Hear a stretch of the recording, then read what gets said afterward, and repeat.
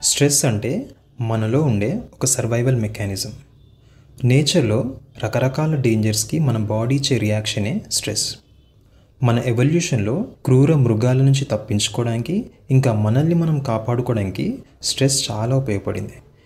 ఇది మనము యాక్షన్ తీసుకోవడానికి, వృద్ధిలోకి రావడానికి కావాల్సిన మోటివేషన్ని ఇస్తుంది. చాలామంది స్ట్రెస్ అనగానే అదొక నెగిటివ్ ఫినామినన్ లేదా ఎమోషన్ అనుకుంటారు. కానీ వాస్తవానికి ఇది ఒక న్యూట్రల్ కాన్సెప్ట్. దీని పర్పసే మనకి ఉపయోగపడటం. మనకు ఎదురయ్యే ఛాలెంజెస్ని సరిగ్గా మేనేజ్ చేయకపోయినా, లేదా ఒక యాక్షన్ తీసుకోవడంలో ఫెయిల్ అయినా, ఈ స్ట్రెస్ అనేది డిస్ట్రెస్గా ట్రాన్స్ఫార్మ్ అవుతుంది. అప్పుడే అది మానసికంగా ఇంకా శారీరకంగా మనకి హాని కలిగిస్తుంది. ఎవల్యూషన్లో జంతువుల నుంచి కాపాడిన సిస్టమే ఈరోజు వర్క్ డెడ్లైన్స్ ఉన్నా, అర్జెంట్ పని ఉన్నప్పుడు ట్రాఫిక్లో ఇరుక్కున్నా, రిలేషన్షిప్లో కాన్ఫ్లిక్ట్స్ ఉన్నా యాక్టివేట్ అవుతూ ఉంది. స్ట్రెస్ఫుల్ సిచ్యువేషన్ ఎప్పుడు ఎదురైనా అది మన బ్రెయిన్లో ఫైట్ ఆర్ ఫ్లైట్ రెస్పాన్స్ని ట్రిగర్ చేస్తుంది. అక్కడ నుంచి మన సింపాథెటిక్ నర్వస్ సిస్టమ్కి సిగ్నల్స్ పంపిస్తుంది. అప్పుడే మన హార్ట్ వేగంగా కొట్టుకోవడం, మజిల్ టెన్షన్ అంటే మజిల్స్ టైట్ ఇంకా స్టిఫ్గా అయిపోవడం, వేగంగా ఊపిరి పీల్చడం జరుగుతుంది. వెంటనే ఒక యాక్షన్ తీసుకో అని మన బాడీ మనకి ఈ విధంగా చెప్తుంది.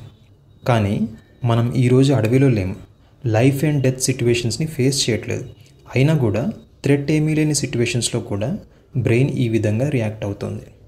ఈరోజు మనం ఫేస్ చేసే ప్రాబ్లమ్స్ అన్నిటికీ ఇమ్మీడియట్ సొల్యూషన్ దొరకదు.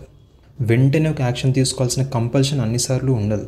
అలాగే మనిషి తన భయాలు, ఆందోళన ఇంకా ఇమాజినేషన్స్తో అక్కడ సమస్య ఏమీ లేకపోయినా సమస్య ఉన్నట్టు పర్సీవ్ చేస్తూ ఉంటాడు. అందుకే స్ట్రెస్ అనేది ఒక పెద్ద ప్రాబ్లం అయిపోయింది మనందరికీ. ఇలాంటి సిచ్యువేషన్స్లో అద్భుతంగా పనిచేసే సొల్యూషనే బ్రీతింగ్ ఎక్సర్సైజెస్. చాలా స్లోగా ఇంకా డీప్ బ్రెత్స్ తీసుకునే ఏ మెథడ్ అయినా మీరు ఫాలో అవ్వచ్చు.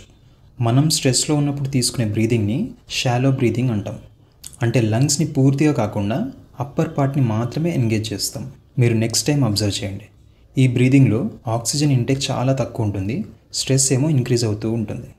ఇలాంటప్పుడు వెంటనే మనం డీప్ ఇంకా స్లో బ్రెత్స్ తీసుకోవడం వల్ల మన నర్వస్ సిస్టమ్కి మనం సేఫ్గా ఉన్నాం, ఇక్కడ సమస్య ఏమీ లేదు అని తిరిగి ఒక సిగ్నల్ పంపించినట్టు అర్థం.